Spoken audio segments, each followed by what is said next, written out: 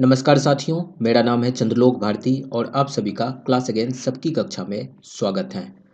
साथियों, आज के इस वीडियो में हम लोग चर्चा करेंगे एयर मासेस एंड साइक्लोन के बारे में। सबसे पहले हम लोग टॉपिक को लिख लेते हैं, that is air masses and cyclone. तो इसके ऊपर हम लोग विस्तृत रूप से डिस्कस करेंगे। सबसे पहले हम लोग समझते हैं ये साइक्लोन क्या है। साइक्लोन एक तरह से हम लोग कह सकते हैं कि ये स्ट्रॉन्ग लो प्रेशर कंडीशन है on the surface of the earth and such low generally have high speed. ये क्या कहेंगे, साइक्लोन क्या है? साइक्लोन हमारा स्ट्रॉन्ग लो प्रेशर कंडीशन है और स्ट्रॉन्ग लो प्रेशर कंडीशन होने के वजह से यहाँ पे हाई स्पीड विंड फ्लो करता है। यहाँ पे हाई स्पीड विंड फ्लो करता है, ब्लो करता है इनटू द रीजन और ये वर्टिकली ऊपर की तरफ राइज करता है, यानी कि ये वर्टिकली राइजेज अप।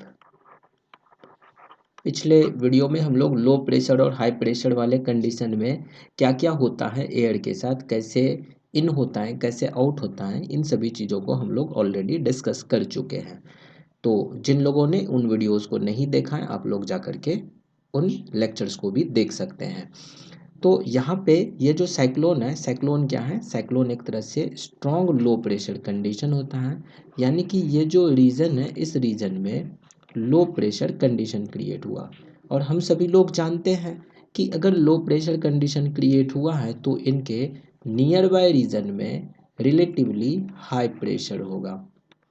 तो रिलेटिवली हाई प्रेशर होगा तो हाई प्रेशर से लो प्रेशर की तरफ ये एयर हॉरिजॉन्टली इन करेगा और ये वर्टिकली ऊपर की तरफ राइज करेगा। वर्टिकली ऊपर की तरफ राइज क्यों करेगा? क्योंकि यहाँ पे लो प्रेशर कंडीशन किस वजह से हुआ है? हाई टेम्परेचर के वजह से हुआ। टेम्परेचर अधिक होने के वजह से लो प्रेशर हो गया। लो प्रेशर होने के वजह से यहाँ का जो एयर पार्सल था, वो एयर पार्सल जो एयर मासेस था वो वार्म हो गया और वार्म होने के वजह से वो लाइट हो गया और जब ये लाइट हुआ तो ये वर्टिकली ऊपर की तरफ राइज किया और वर्टिकली जैसे जैसे ये ऊपर की तरफ राइज करेगा ये एयर पार्सल ठंडा होते जाएगा एंड ग्रेजुअली जब ये ठंडा होगा ये कंडेंस होकर के फिर बाद में कंडेंसेशन प्रोसेस से ये कंडेंस होकर के ये रेनफॉल क्रिएट करेगा और भी अदर जो वेदर कंडीशंस हैं उनको ये फुलफिल करेगा।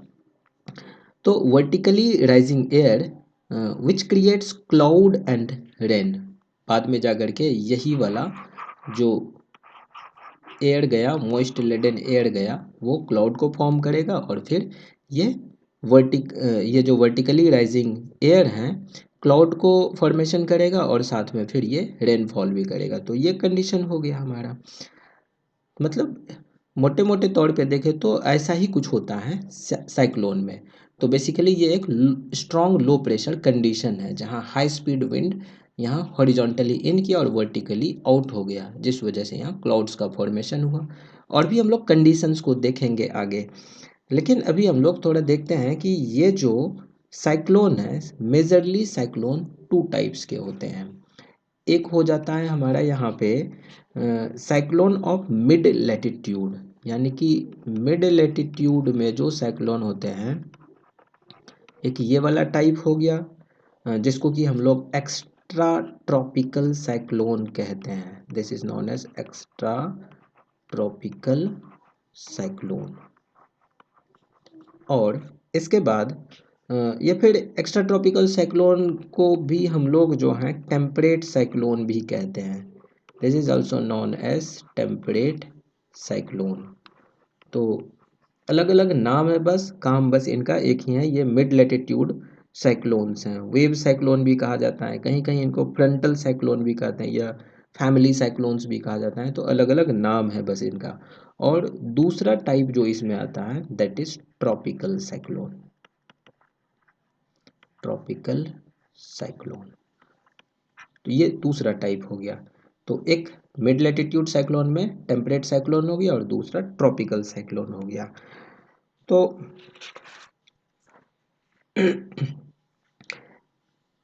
अब थोड़ा एयर मास के बारे में हम लोग समझते हैं।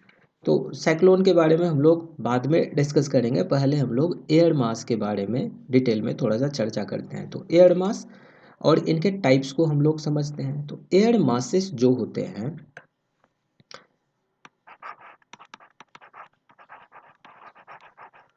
एयर मासेस,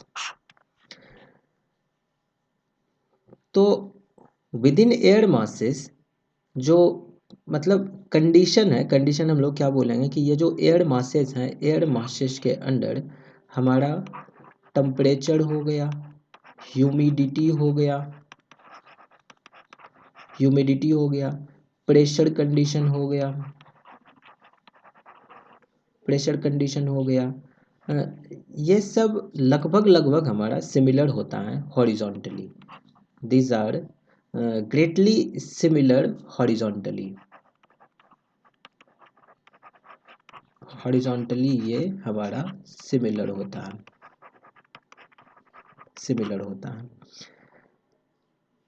यानी कि यहाँ पे अगर वेरिएशन भी होता है इन कंडीशंस में, तो ये वेरिएशंस बहुत ही मिनिमल वेरिएशंस हैं, लगभग लगभग सिमिलर होता है।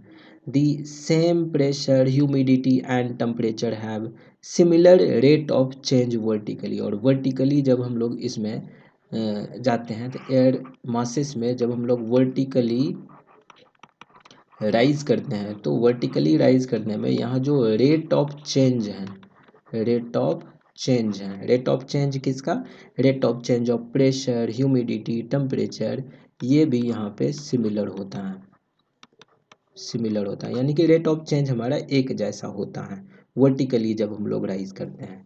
तो देखो एयर मासेस जो हैं, अगर हम लोग इनको देखें तो मेनली तो हमारा जो एयर मासेस है वो दो प्रकार का होता है, कोल्ड एयर मास है, दूसरा हॉट एयर मास है। तो एयर मास के टाइप में अब जैसे कि देखो हमारा जो अर्थ है, इस अर्थ के ऊपर एक तो ओशियन वाला हिस्सा है, दूसरा कॉन्टिनेंट वाला हिस्सा है, दूसरा कॉन्टिनेंट वाला हिस्सा है। तो हम लोग एक तरह से ऐसे कंसिडर कर लेते हैं, अगर कॉन्टिनेंट है तो इनके दोनों तरफ हमारा ये ओशियन होगा, तो यहाँ भी हम लोग ओशियन लिख लेते हैं, ठीक है। तो अब देखो कंडीशन क्या है कि अगर हम लोग कॉन्टिनेंट के ऊपर देखें, तो कॉन्टिनेंट के ऊपर हमें जैसे ये जो पोलर रीजन जो होते हैं, पोलर रीजन में ये जो ओशियन वाला रीजन है, तो पोलर रीजन में, ओशियन वाले रीजन में जो होगा हमारा लगभग ये परमाफ्रोस्ट रीजन होता है। तो परमाफ्रोस्ट रीजन होने के वजह से यहाँ का जो एयर, यहाँ पे जो हमें एयर मास का टाइप मिलता है that is continental Arctic. Continental Arctic में या फिर क्या बोलेंगे कि आर्कटिक या एंटार्क्टिक वाला रीजन में जो हमें एयर मास मिलेगा that will be cold air मास। तो यहाँ पे हमें कोल्ड एयर मास देखने को मिलेगा।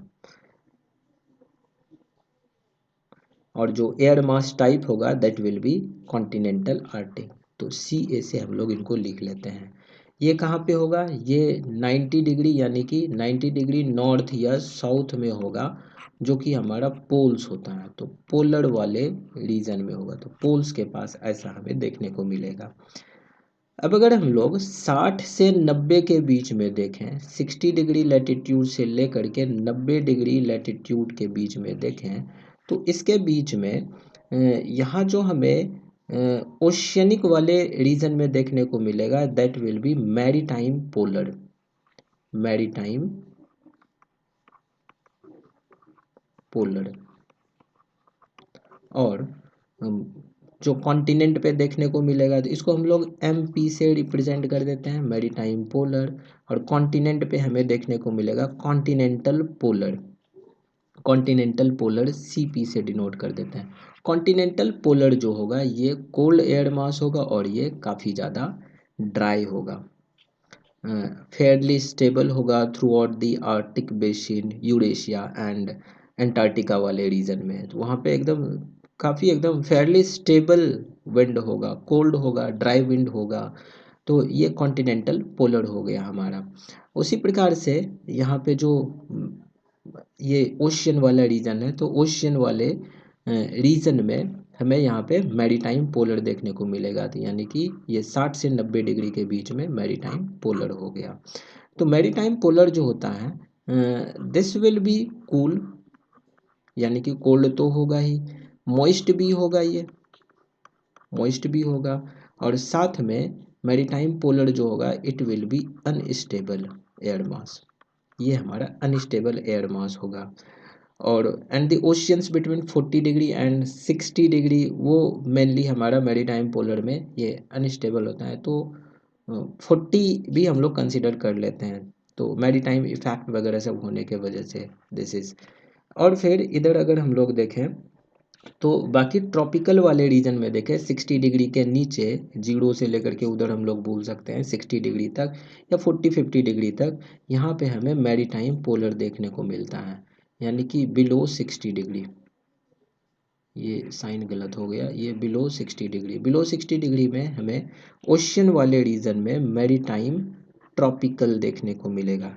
This will be empty, maritime tropical दोनों तरफ होगा, ये ओशियन वाले रीजन में मैरीटाइम ट्रॉपिकल, और कॉन्टिनेंट में जो होगा this will be continental tropical, ये हमारा कॉन्टिनेंटल ट्रॉपिकल होगा।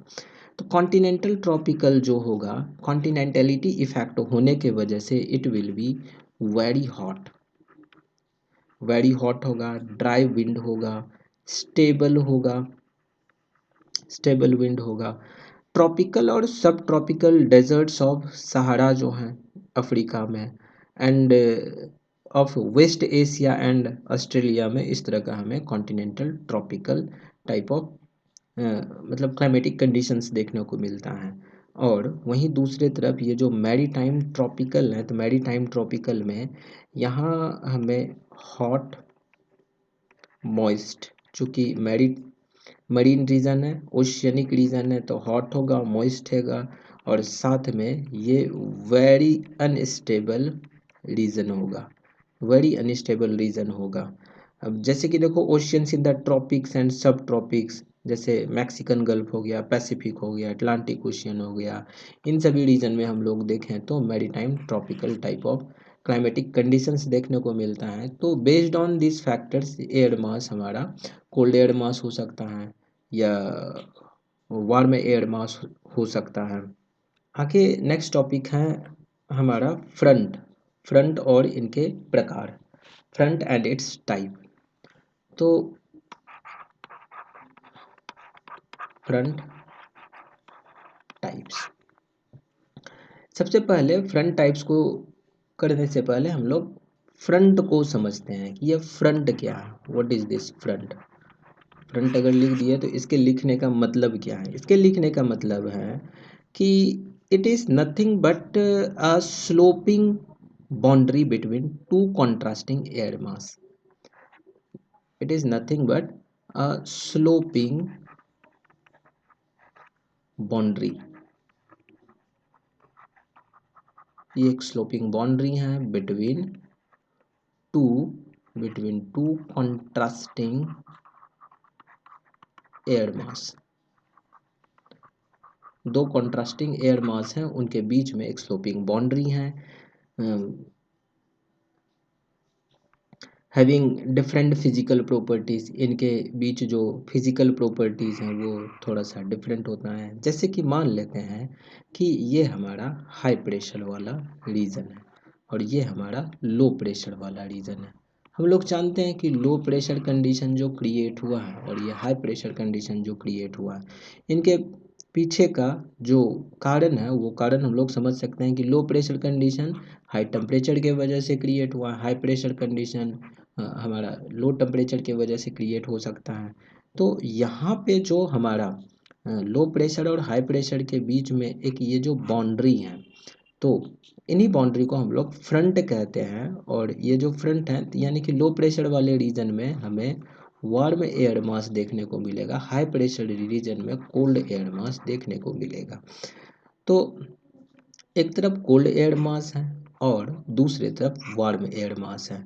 तो ये क्या करेगा कि जैसे ये कोल्ड एयर मास है तो ये इस वाले रीजन को ऑक्यूपाई करने की कोशिश करेगा, यानी कि लो प्रेशर वाले रीजन में आने की कोशिश करेगा। तो इस वजह से ये यहाँ पे क्या होता है कि ये इधर आने की कोशिश करता है और लो प्रेशर कंडीशन जो है वो हमारा धीरे धीरे वैनिश होने लगता है। तो यहाँ पे जो है हमारा ये स्टेशनरी फ्रंट एक तरह से हम लोग कह सकते हैं। और ये जो स्टेशनरी फ्रंट है यहाँ पे जो rate of change of pressure है वो हमारा काफ़ी ज़्यादा हाई है। यहाँ पे ये जो फ्रंट है इस फ्रंट के पास rate of change of pressure वो काफ़ी ज़्यादा हाई होता है। तो बेसिकली ये जो फ्रंट है फ्रंट ये हमारा इंक्लाइन हो जाता है। और इंक्लाइन एक तरह से कह सकते हैं इट इज़ अ, ये हमारा फ्रंट हो गया। और ये जो फ्रंट है it is nothing but a zone of transition. ये क्या है हमारा, it is a zone of transition, ये ट्रांजिशन जोन है हमारा। एंड ये फॉर्म करता है हमारा मिड लैटिट्यूड रीजन्स में सिर्फ, फॉर्म्स इन, ऐसा हम लोग लिख लेते हैं, forms in mid latitude region. Mid latitude region में ये हमारा फ्रंट का फॉर्मेशन होता है। ट्रॉपिकल और it does not form in tropical and polar region, यानी कि ट्रॉपिकल और पोलर रीजन में no formation of front, front का फॉर्मेशन नहीं होता है। तो फ्रंट में प्रेशर, टेम्परेचर, ह्यूमिडिटी ये चेंज होता है और रैपिडली चेंज होता है। यानी कि rate of change of pressure तो हमारा बहुत हाई है ही, टेम्परेचर और ह्यूमिडिटी भी यहाँ पे रैपिडली हमारा चेंज होता है। और जैसा कि हम लोग पहले देखे कि ये जो फ्रंट होता है इस फ्रंट में इस फ्रंट में अगर हम लोग हॉरिजॉन्टली मूव करें तो हॉरिजॉन्टली यहाँ पे कंडीशंस हमारा प्रेशर, टेम्परेचर और ह्यूमिडिटी वाला जो कंडीशन है वो हमारा एक ही जैसा रहता है। जबकि वर्टिकली अगर हम लोग मूव करेंगे तो वर्टिकली इसमें चेंजेस हमें देखने को मिलता है। तो अक्रॉस द स्टेशनरी फ्रंट, ये अगर हम लोग स्टेशनरी फ्रंट की बात करें, स्टेशनरी फ्रंट, तो स्टेशनरी फ्रंट में क्या होता है कि ये जो दो एयर मासेस हैं they keep themselves as they are and they do not mix. Stationary front में ये मिक्स नहीं होता है, दे डू नॉट मिक्स, ये मिक्स नहीं होता है। And no weather phenomena are observed except for a change across the front. इसमें एक तो मिक्स भी नहीं होता है और यहाँ पे no weather phenomena are observe, यहाँ पे कोई भी वेदर फिनोमेना हम लोग ऑब्जर्व नहीं करते हैं। और accept for a change across the front, front के अक्रॉस चेंजेस तो होगा ही लेकिन किसी तरह का वेदर फिनोमेना यहाँ पे देखने को हमें नहीं मिलता है। And due to the pressure condition along the two sides of the front, ये जो वार्म एयर है एंड द कोल्ड एयर है ये एक दूसरे को पुश करता है। The warm air and the cold air pushes the front and the front starts modifying. और इस वजह से ये एक इंक्लाइंड सरफेस हो जाता है। देखिए यहाँ पे जो हम लोग ये देखें कि ये एक दूसरे को पुश करना शुरू कर देता है, ये एक दूसरे को पुश किया और पुश करने के वजह से ये धीरे धीरे क्या होगा, इंक्लाइंड हो जाएगा, इंक्लाइंड सरफेस हो जाता है। और इंक्लाइंड सरफेस ऐसे हो जाता है such that the warm air overlaps the cold air. तो ये कुछ इस प्रकार से हम लोग कह सकते हैं कि यहाँ पे ये हमारा वार्म एयर मास हो जाता है, यहाँ पे हमारा कोल्ड एयर मास हो जाता है। इस तरह से ये इंक्लाइंड हो जाता है और ये वाला हमारा क्या हो गया, फ्रंट हो गया। तो इस तरह से इंक्लाइंड सरफेस हो जाता है। And there is no ascend of air in stationary front, stationary front में एयर का असेंड नहीं होता है। फ्रंटल प्रिसिपिटेशन अकर होता है due to the formation of cumulonimbus cloud. तो यहाँ पे क्यूमुलोनिम्बस क्लाउड्स का फॉर्मेशन होता है और क्यूमुलोनिम्बस क्लाउड्स के फॉर्मेशन के वजह से यहाँ थोड़े बहुत हमें रेनफॉल भी देखने को मिलता है। तो ये हो गया स्टेशनरी फ्रंट के अलोंग। तो वार्म फ्रंट में और कोल्ड फ्रंट की अगर हम लोग बात करें तो जैसे कि वार्म फ्रंट फॉर एग्जांपल, जैसे कि ये मान लेते हैं कि ये जो वार्म फ्रंट होता है, वार्म फ्रंट में ट्रांजिशन जोन की बात करें तो where a warm air mass is replacing the cold air mass. Warm air mass क्या कर रहा होता है, कोल्ड एयर मास को, वार्म फ्रंट में it is transition zone where warm air mass, ये रिप्लेस कर रहा होता है कोल्ड एयर मास को, and gently sloping with warm air masses rising slowly over the cold air masses. ये जैसा यहाँ पे फोटो बनाए हुए हैं तो इसी प्रकार से ये होता है, यानी कि इस तरह से ये एक इंक्लाइंड सरफेस हो गया, ये वाला हमारा वार्म एयर मासेस है, ये ग्रेजुअली ऊपर की तरफ राइज कर रहा है, और इधर में हमारा कोल्ड एयर मासेस है, इस जगह को ये ऑक्यूपाई करने की कोशिश कर रहे हैं। तो इस तरह से ये एक फ्रंट बन जाता है, और इसको हम लोग क्या कहते हैं, इसको हम लोग वार्म फ्रंट कहते हैं। क्या कहते हैं, वार्म फ्रंट कहते हैं। तो as warm air rises up it cools down. Obviously जब ये एयर राइज करेगा तो ये कूल डाउन होगा, और कूल डाउन होने के वजह से ये कंडेंस होगा, और कंडेंस होकर के क्लाउड का फॉर्मेशन करेगा डिफरेंट लेवल्स में जा कर के, एंड फाइनली ये क्लाउड्स का फॉर्मेशन करेगा। तो अपर एटमॉस्फेयर में ये सीरस क्लाउड बनाएगा, मिडिल में एल्टो क्लाउड बनाएगा, और लोअर एटमॉस्फेयर में स्ट्रेटस क्लाउड्स को बना सकता है। तो इस तरह से वार्म फ्रंट हमारा जो होता है दैट इज इनक्लाइंड फ्रंट। ये कैसा होता है, इनक्लाइंड फ्रंट होता है वार्म फ्रंट। टोटली वर्टिकल नहीं होता है क्योंकि फ्रंट्स आर इंक्लाइंड, तो इसीलिए डिफरेंट लेवल्स पे हमें क्लाउड्स देखने को मिलता है ऑन दी वार्म फ्रंट। तो ये हो गया हमारा वार्म फ्रंट के बारे में। और अक्रॉस द फ्रंट क्या होता है कि rate of change is very high, यानी कि आइसोबार्स आर क्लोजली पैक्ड। यहाँ पे जो फ्रंट होते हैं, फ्रंट के अक्रॉस जो आइसोबार्स होते हैं, आइसोबार्स आई गेस आप सभी लोगों को पता होगा, the line joining the same pressure region, उसको आइसोबार्स कहते हैं। तो आइसोबार्स यहाँ पे क्लोजली पैक्ड होते हैं।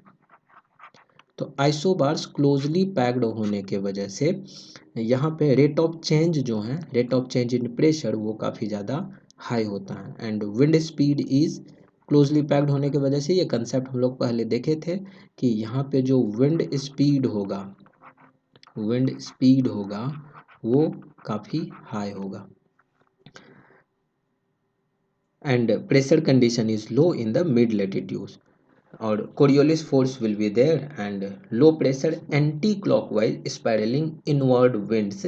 इस तरह का कंडीशन यहाँ पे क्रिएट होता है, यानी कि ये जो वार्म फ्रंट हमारा बना, तो वार्म फ्रंट एक तो हमारा इंक्लाइंड तो हुआ ही, और लो प्रेशर कंडीशन होने के वजह से लो pressure anti clockwise spiralling inward winds वाले कंडीशन देखने को मिलता है। जैसे पिछले वीडियो में हम लोग देखे थे कि ये जो लो प्रेशर कंडीशन होता है तो इसमें एंटी क्लॉकवाइज स्पाइरल विंड्स हमारा फ्लो करता है। तो ये एंटी क्लॉकवाइज इस तरह से एक स्पाइरल विंड हमें यहाँ पे फ्लो करता हुआ दिखता है। और इसके बाद हमारा आ जाता है वार्म फ्रंट के बाद, स्टेशनरी फ्रंट देख लिए, वार्म फ्रंट देख लिए, फिर आ जाता है एक हमारा कोल्ड फ्रंट। ये आ जाता है हमारा कोल्ड फ्रंट। तो कोल्ड फ्रंट की बात करें तो यहाँ जो हमारा ट्रांजिशन जोन होता है, तो इस ट्रांजिशन जोन में कोल्ड एयर मास से ये रिप्लेस कर रहा होता है वार्मर एयर मास को। यानी कि ये जो कोल्ड एयर मास है, जैसे कि एक तो हमारा ये इंक्लाइंड तो होगा ही, लेकिन ये इंक्लाइंड में भी ऐसा नहीं बोलेंगे कि ये पूरा पूरा इंक्लाइंड है, ये ऑलमोस्ट वर्टिकल होता है, दिस इज ऑलमोस्ट वर्टिकल। तो ये थोड़ा सा डिफरेंसेस हैं कोल्ड फ्रंट और वार्म फ्रंट में। बाकी फिनोमेना तो लगभग वैसा ही हो रहा होता है, ये वार्म एयर जो है वो ऊपर की तरफ राइज कर रहा होता है, और कोल्ड एयर ये इस जगह को ऑक्यूपाई कर रहा होता है। तो it is almost vertical and slight bent होता है यहाँ पे। तो इसमें हो क्या रहा होता है, बस थोड़ा सा लैंग्वेज चेंज है। लैंग्वेज ये है कि ये जो ट्रांजिशन जोन है, ट्रांजिशन जोन में कोल्ड एयर मास ये रिप्लेस कर रहा होता है वार्म एयर मासेस को। तो क्योंकि कोल्ड एयर मास यहाँ पे वो ज़्यादा एक्टिव है, इस वजह से यहाँ पे कोल्ड फ्रंट का फॉर्मेशन होता है। तो warm air rising more vertically, so it will form vertical clouds. यहाँ पे वार्म एयर जो है वो ज़्यादा वर्टिकल हो जाता है और इस वजह से यहाँ पे हमें वर्टिकल क्लाउड्स देखने को मिलता है। बैड वेदर यहाँ पे होता है with thick cloud having downpour with lightning and thunder storm. तो काफ़ी ज़्यादा थंडर स्टॉर्म होता है, लाइटनिंग होती है और हैवी डाउनफॉल होता है। थिक क्लाउड का फॉर्मेशन होता है क्योंकि यहाँ जो कोल्ड फ्रंट है, तो कोल्ड फ्रंट में ये जो वार्म एयर है वो वर्टिकली राइज किया है और कोल्ड एयर इस जगह को ऑक्यूपाई किया है। तो दिस इज वार्म एयर मास ना, और ये वर्टिकली राइज किया है जिस वजह से यहाँ पे क्लाउड्स का जो फॉर्मेशन हुआ एकदम वर्टिकल क्लाउड का फॉर्मेशन हुआ। और वर्टिकल क्लाउड में ये क्यूमुलस क्लाउड को बना सकता है या फिर क्यूमुलोनिम्बस क्लाउड को बना सकता है, फिर हमारा निम्बोस्ट्रेटस क्लाउड को बना सकता है close to the front. And pressure gradient यहाँ पे जो है it is very high across the front and isobars are closely packed, जैसे उधर हमारा कोल्ड फ्रंट में था, ये वार्म फ्रंट में था। तो इसलिए आइसोबार्स क्लोजली पैक्ड होने के वजह से विंड स्पीड यहाँ पे काफ़ी ज़्यादा हाई होता है। The wind speed is very much high in the mid latitude region. Coriolis forces भी यहाँ पे काफ़ी हाई होता है, चूँकि हम लोग जानते हैं कि विंड स्पीड अगर हाई है तो कोरियोलिस फोर्स भी हाई होगा। तो warm wind rising vertically along the front, तो इसलिए यहाँ पे कोल्ड फ्रंट साइक्लोन्स का क्रिएशन होता है, कोल्ड फ्रंट साइक्लोन्स का क्रिएशन होता है। तो that was the creation of cold front cyclone along the transition zone where cold air masses is replacing the warm air masses. और बहुत ही बैड वेदर कंडीशन यहाँ देखने को मिलता है। हैवी डाउनपोर होता है, थिक क्लाउड का फॉर्मेशन होता है, निम्बोस्ट्रेटस क्लाउड बनता है, क्यूमुलोनिम्बस क्लाउड बनता है और बहुत ज़्यादा बारिश होती है ऐसे वाले रीजन में जहाँ कोल्ड फ्रंट का फॉर्मेशन हुआ। तो ये था हमारा कोल्ड फ्रंट।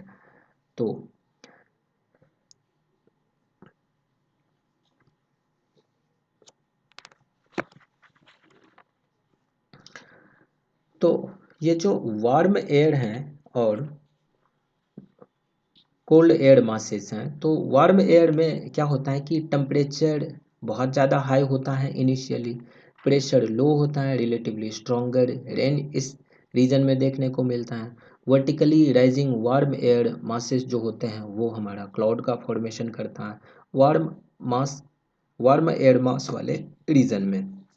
और फ्रंट को जैसे ही हम लोग पास करेंगे, after crossing the front we will feel cold. तो ये सब कंडीशन थोड़ा देखने को मिलता है। अब थोड़ा आगे बढ़ते हैं और हम लोग यहाँ समझते हैं फ्रंट और इससे एसोसिएटेड जो साइक्लोन्स होते हैं उनको, यानी कि हमारा जो टॉपिक है that is front end associated cyclones. तो देखो, when air mass and when warm air mass and cold air masses are side by side separated by a region where the two air masses do not mix due to their temperature, pressure, density condition, the region is called front। उस region को हम लोग front कहते हैं। And if the two air masses are not moving along the front, अगर ये दो air masses यानी कि ये जो वार्म एयर मासेस हैं और दूसरे तरफ कोल्ड एयर मासेस हैं, अगर ये मूव नहीं कर रहे हैं, if this are not moving along the front towards each other, एक दूसरे की तरफ अगर ये मूव नहीं कर रहा है तो सच फ्रंट इज कॉल्ड। तो if it is not moving warm air masses and cold air masses, if these masses are not moving, ये मूव नहीं कर रहे हैं, तो इसको हम लोग क्या बोलेंगे, इसको हम लोग स्टेशनरी फ्रंट बोलेंगे, स्टेशनरी फ्रंट कहेंगे। ठीक है, तो एक तो स्टेशनरी फ्रंट हो गया। तो स्टेशनरी फ्रंट में both air masses pushes against each other but do not move, एक दूसरे को ये पुश तो करते हैं लेकिन ये मूव नहीं करते हैं, ये इसको इधर धक्का दे रहा है, ये इसको इधर धक्का दे रहा है, बट ये एक ही जगह स्थिर रहता है, तो इसको हम लोग स्टेशनरी फ्रंट कहेंगे।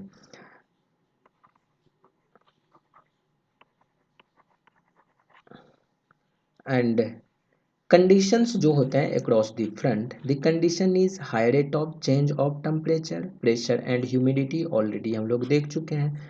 दूसरा mainly high rate of change of pressure condition, ये ह्यूमिडिटी और मेनली जो है हमारा यहाँ पे high rate of change of pressure conditions ये देखने को मिलता है।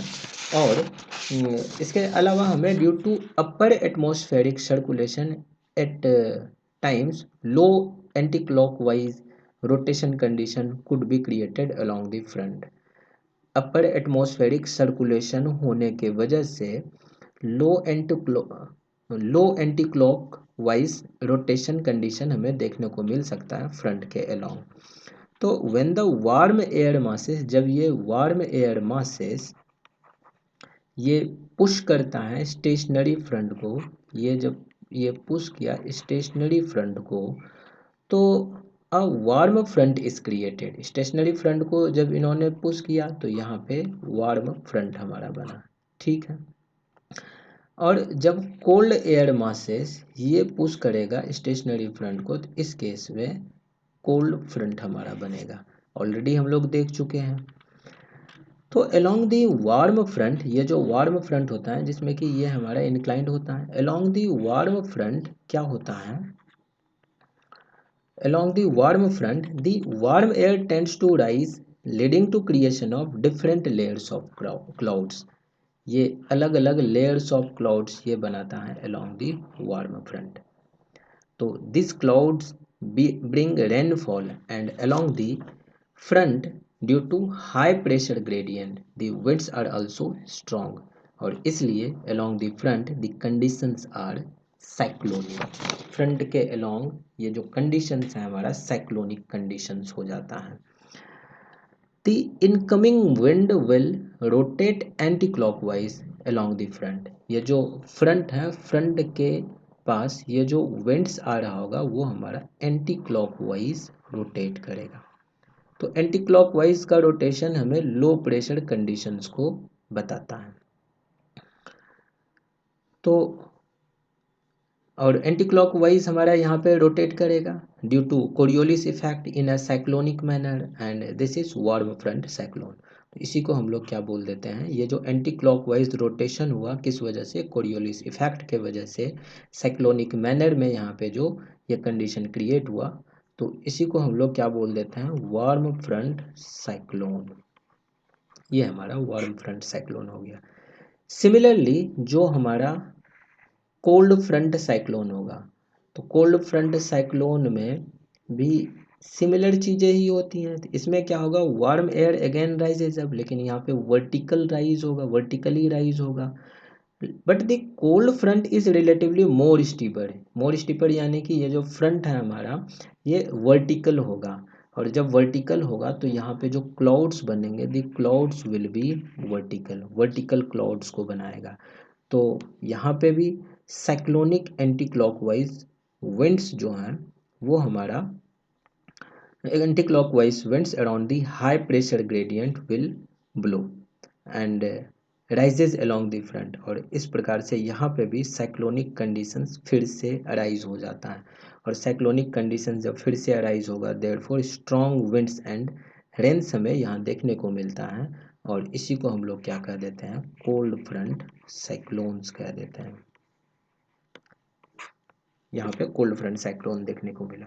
तो cold front cyclone has more vertical clouds, इसमें ऑलरेडी जैसा हम लोग देख चुके हैं कि यहाँ पे जो हमारा वर्टिकल क्लाउड्स हैं, मतलब यहाँ ज़्यादा हमारा वर्टिकल क्लाउड्स होगा with respect to warm front cyclone, and दोनों कंडीशंस में स्ट्रॉन्ग विंड होंगे अलोंग विद रेन, ये मतलब एविडेंट है, और दोनों साइक्लोन्स में हमारा रेन होगा और हैवी डाउनपोर्स होगा, बहुत ज़्यादा रेनफॉल होगा। तो ये था हमारा कोल्ड फ्रंट साइक्लोन और warm front cyclone.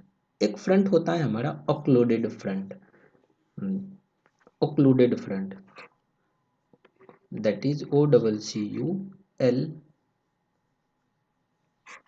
OCCLUDED, occluded front. तो ओक्लूडेड फ्रंट में क्या होता है कि air mass is fully lifted above the ground. ये जो लैंड सरफेस है, इस लैंड सरफेस से एयर मासेस हमारा ऊपर एकदम राइज कर चुका है। तो ऊपर जब राइज कर जाता है तो इसको हम लोग क्या बोल देते हैं, ओक्लूडेड फ्रंट कह देते हैं। It forms when cold front overtakes the warm front. Cold front जब वार्म फ्रंट को ओवरटेक करता है तो उसको ओक्लूडेड फ्रंट कहते हैं।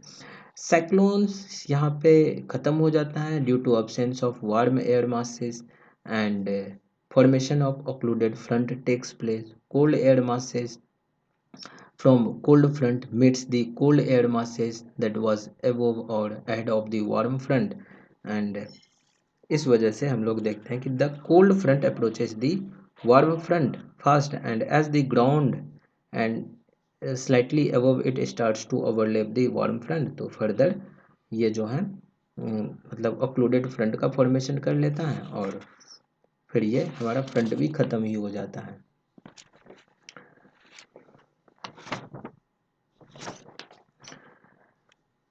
और ग्राउंड पे on both the sides cold air is there, तो hence no more cold front on the ground and up to certain height this modified front is called occluded front है। और इसलिए यहाँ पे gradually warm and cold front वो जो है वो ओवर हो जाता है।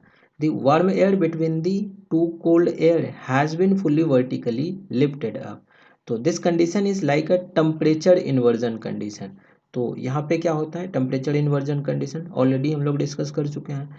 तो यहाँ पे हमारा एक स्टेबल कंडीशन क्रिएट होता है इन द एटमॉस्फेयर और इसलिए therefore no cloud is formed, no rising winds, anti anti clockwise wind on the ground. तो इसलिए यहाँ पे किसी भी तरह का कोई साइक्लोन्स नहीं बनता है ऑक्लूडेड फ्रंट में। याद रखना इस टॉपिक, मतलब इस पॉइंट को, ऑक्लूडेड फ्रंट में कोई साइक्लोन नहीं बनता है। और ऑक्लूडेड फ्रंट बनने का मतलब ही यह है कि साइक्लोन सब खत्म हो गया। तो ये जो फ्रंट बनते हैं तो फ्रंट में हमारा ऑक्लूडेड फ्रंट में साइक्लोन खत्म हो जाता है, वार्म फ्रंट और कोल्ड फ्रंट में जो है साइक्लोन्स हमारा बनता है। तो ये था हमारा साइक्लोन्स और जो मतलब फ्रंट और उससे जो एसोसिएटेड हमारा साइक्लोन्स था उसको हम लोग चर्चा किए। साइक्लोन्स, ये जो साइक्लोन है ये ग्रीक वर्ड से इनका ओरिजिन है, साइक्लोस, CYCLOS, साइक्लोस जो कि एक ग्रीक वर्ड है तो उससे इनको डिराइव किया गया है। साइक्लोस मतलब वो कॉइल्स ऑफ स्नेक होता है तो उसी के जैसा ये दिखता है, इसीलिए इनका नाम साइक्लोन पड़ा है। इनका अगर कैरेक्टर्स की बात करें तो ये एक इंटेंस लो प्रेशर जोन होता है। इंटेंस लो प्रेशर जोन, बहुत ज़्यादा लो प्रेशर होता है और लो प्रेशर जोन क्रिएट होने के वजह से, यानी कि इसमें अगर हम लोग इनके स्ट्रक्चर को हम लोग देखेंगे थोड़ी देर में, इंटेंस लो प्रेशर जोन होता है, इनके जो सेंटर है सेंटर में सबसे कम प्रेशर होता है और जैसे जैसे सेंटर से बाहर की तरफ निकलते जाते हैं तो ये प्रेशर हमारा इंक्रीज होते जाता है। इनका शेप की बात करें तो ये सर्कुलर शेप हो सकता है या एलिप्टिकल या फिर क्या बोलेंगे कि वी शेप्ड का ये हो सकता है। It is accompanied by violent storms and bad weather condition. Weather condition काफ़ी ज़्यादा ख़राब हो जाता है। कुछ फोर्सेस हैं जो अफेक्ट करता है the velocity and direction of winds को। इसके ऊपर कहीं ना कहीं हम लोग पहले चर्चा कर चुके हैं तो यहाँ हम लोग थोड़ा बचेंगे इनको डिटेल में करने से। तो जो फोर्सेस हैं उन फोर्सेस में जो अफेक्ट करता है विंड वेलोसिटी को, वो हो गया हमारा एक तो प्रेशर ग्रेडियंट फोर्स हो गया, यानी कि प्रेशर ग्रेडियंट फोर्स में हम लोग ये जान रहे हैं कि आइसोबार्स अगर क्लोजली पैक्ड होगा तो स्ट्रॉन्ग विंड ब्लो करेगा, और अगर वो ओपन होगा, लूजली पैक्ड होगा, तो विंड्स जो है वो हमारा स्लो होगा, विंड्स स्लोली ब्लो करेगा। तो प्रेशर ग्रेडियंट अगर is strong where the isobars are close to each other and is weak where the isobars are apart or loosely packed। दूसरा है फ्रिक्शनल फोर्स, कुछ फोर्सेस में जो अफेक्ट करता है विंड की वेलोसिटी को। दूसरा है यहाँ पे फ्रिक्शनल फोर्स, तीसरा यहाँ पे हम लोग कह सकते हैं कि कोरियोलिस फोर्स है। इन सबको ऑलरेडी हम लोग डिस्कस कर चुके हैं। तो frictional force it is greatest at the surface and its influence generally extends up to an elevation of 3 kilometre and over the sea surface. Friction sea surface के ऊपर मिनिमम होता है। और उसी प्रकार से अगर कोरियोलिस फोर्स की बात करें तो अर्थ के रोटेशन के वजह से अर्थ के रोटेशन के वजह से ये उनके डायरेक्शन को अफेक्ट करता है, डायरेक्शन ऑफ विंड जो उनको अफेक्ट करता है, और इसी को हम लोग कोरियोलिस फोर्स कहते हैं। ये जो फोर्स है हमारा, ये एक तरह से कहेंगे कि नॉर्दर्न हेमिस्फेयर में कोरियोलिस फोर्स, नॉर्दर्न हेमिस्फेयर में विंड्स को राइट की तरफ ये डिफ्लेक्ट करता है, और सदर्न हेमिस्फेयर में ये विंड को लेफ्ट की तरफ डिफ्लेक्ट करता है। ऑलरेडी हम लोग पहले डिस्कस कर चुके हैं। एक तरह से हम लोग कहेंगे कोरियोलिस फोर्स जो है वो डायरेक्टली प्रोपोर्शनल होता है लैटिट्यूड के एंगल के। मैक्सिमम होता है ये पोल्स पे और मिनिमम होता है इक्वेटर पे, and it acts perpendicular to the pressure gradient and at the equator Coriolis force ये हमारा अब्सेंट होता है। ये कोरियोलिस फोर्स इक्वेटर पे नहीं होता है। नहीं होने के पीछे का एक वजह है। वजह क्या है? The winds blow perpendicular to the isobar. देखो, low pressure gets filled instead of getting intensified and that is the reason why tropical cyclones are not formed near the equator. मतलब इक्वेटर के ऊपर कोरियोलिस फोर्स एब्सेंट होता है and wind हमारा perpendicular blow करता है isobars के। तो लो प्रेशर यहाँ पे it gets filled instead of getting intensified. ये इंटेंसिफाई यानी कि और ज़्यादा इंटेंस होने से ये बचता है और ये फिल्ड हो जाता है, और फिल्ड हो जाने के वजह से यहाँ ट्रॉपिकल साइक्लोन्स का फॉर्मेशन नहीं होता है इक्वेटर के ऊपर।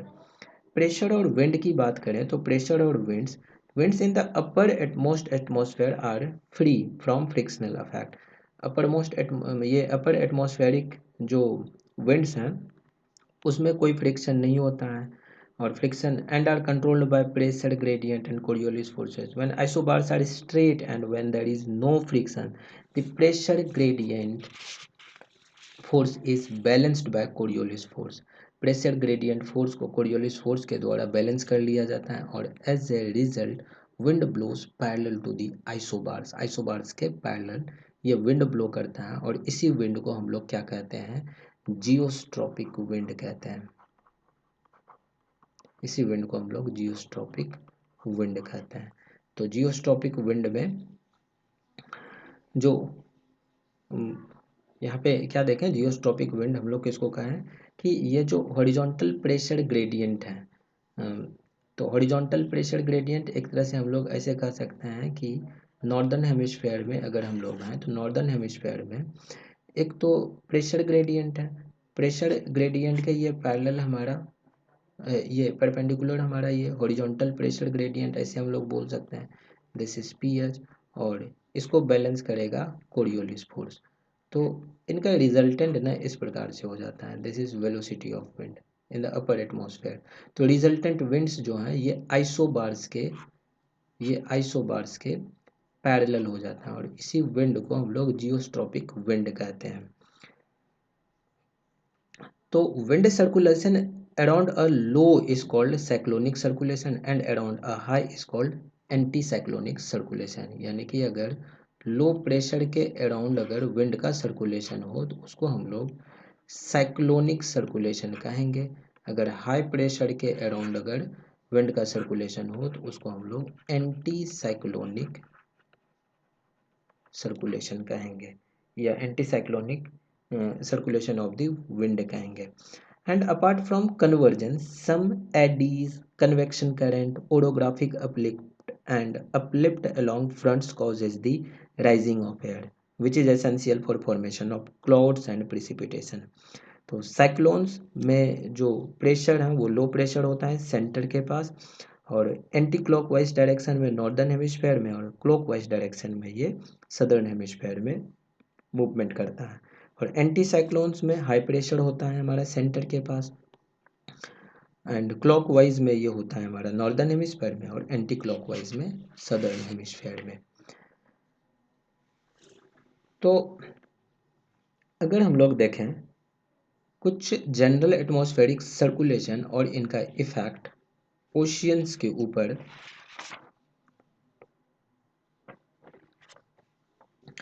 तो warming and cooling of Pacific ocean is most important in terms of general atmospheric circulation. General atmospheric circulation होने के लिए पैसिफिक ओशियन का वार्म होना और कूल होना बहुत इंपॉर्टेंट है। तो warm waters of central Pacific Ocean slowly drips towards South American coast and replaces the cool Peruvian current, and such appearance of warm water of the coast of Peru is known as El Nino. हम लोग पढ़ेंगे El Nino के बारे में बाद में। And it is associated with pressure change in central Pacific and Australia. This change in pressure condition over Pacific is known as southern oscillation, and the combined phenomena of El Nino and southern oscillation is known as ENSO, that is El Nino southern oscillation।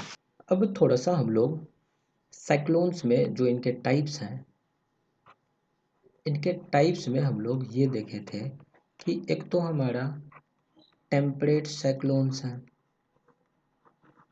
और दूसरा हमारा tropical cyclone है। ठीक है, एक temperate cyclone और दूसरा tropical cyclone.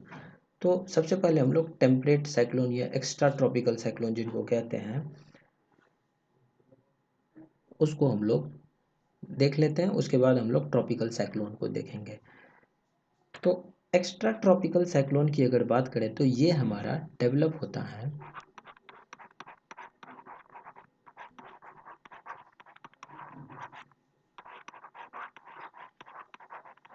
Extra tropical cyclone, ये हमारा डेवलप होता है मिड एंड हाई लेटीट्यूड में। It develops in mid and high latitude. Generally 35 से लेकर के 65 डिग्री लेटीट्यूड में ये डेवलप होता है।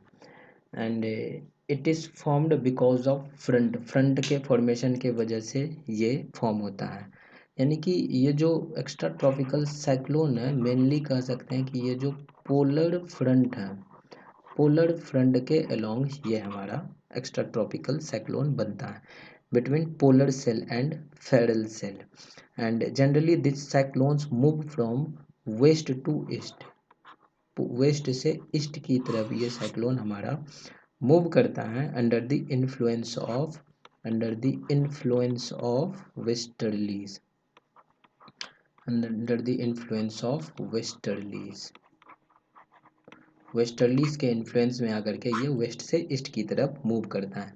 इनिशियली ये जो फ्रंट होते हैं the front is stationary and in the northern hemisphere warm air blows from south and cold from north of the front, and when the pressure drops along the front warm air moves northward and the cold air moves towards the south, setting in motion anti-clockwise cyclonic circulation. And due to Coriolis forces the cyclonic circulation leads to a well developed extratropical cyclone with a warm front and cold front. The cold front approaches the warm front from behind and pushes the warm air up, and as a result of this, cumulus cloud develops along the cold front leading to huge precipitation। तो इस प्रकार से यहाँ पे extra tropical cyclone का formation होता है। Cyclone धीरे धीरे डेसिपेट हो जाता है due to formation of occluded front where warm air disappears, और इस तरह से हमारा जो ये एक्स्ट्रा ट्रॉपिकल साइक्लोन्स हैं वो धीरे धीरे ऑक्लूडेड फ्रंट के क्रिएशन के वजह से ये ख़त्म हो जाता है। कुछ कैरेक्टरिस्टिक्स देखें इस एक्स्ट्रा ट्रॉपिकल साइक्लोन की, तो कैरेक्टरिस्टिक्स में एक तो ये 35 से 65 डिग्री लैटिट्यूड के बीच में ये बनता है, और it covers a large area of around 1000 to 2000 kilometre. ये ओरिजिनेट दोनों जगह कर सकता है। It can originate on both the places, land और सी, दोनों जगह ये ओरिजिनेट कर सकता है। लार्ज एरिया को ये अफेक्ट करता है with respect to the tropical cyclone. Wind velocities यहाँ पे लो होते हैं। यहाँ एक्स्ट्रा ट्रॉपिकल में विंड वेलोसिटी लो होता है। लो मतलब कितना लो? लगभग 30 से लेकर के 50 किलोमीटर पर आवर होता है। और रेन यहाँ पे काफ़ी कम होता है। रेन लगभग ना के बराबर होता है। रेन इज़ लेस रेनफॉल होता है। टेम्परेट साइक्लोन्स ये हमारा वेस्ट से ईस्ट की डायरेक्शन में मूव करता है due to influence of the westerlies, and they affect weathers in the mid latitude. और फिर ये ट्रेवल करता है ग्रुप में एंड रिलेटिवली लेस डिस्ट्रक्टिव होता है, and it helps the crop and vegetation in the temperate region. तो ये था हमारा ये एक्स्ट्रा ट्रॉपिकल साइक्लोन। अब एक्स्ट्रा ट्रॉपिकल साइक्लोन के बाद हमारा आ जाता है दूसरा टॉपिक, यानी कि इसी का दूसरा जो टाइप था हमारा साइक्लोन का, दैट इज ट्रॉपिकल साइक्लोन।